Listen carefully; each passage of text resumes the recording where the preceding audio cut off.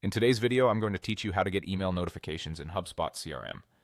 By the end, you'll have email alerts turned on so you never miss important updates like new assignments, mentions, or activity changes in your records.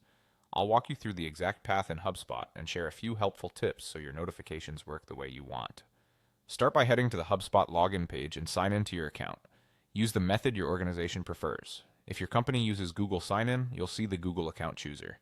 Select your work account to continue.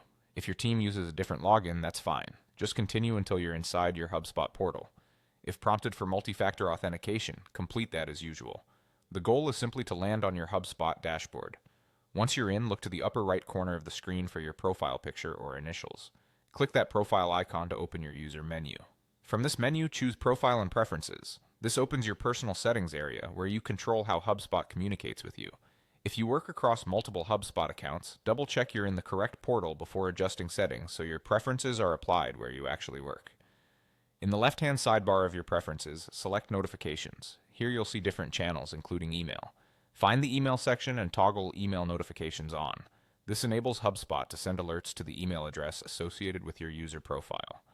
HubSpot typically saves changes automatically, so you don't need to hunt for a save button. With email notifications enabled, take a moment to tailor exactly what you receive.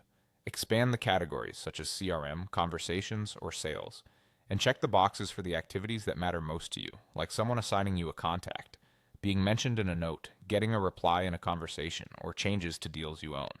You can leave unchecked anything you don't want to see in your inbox. The more you customize here, the cleaner and more useful your notifications will be.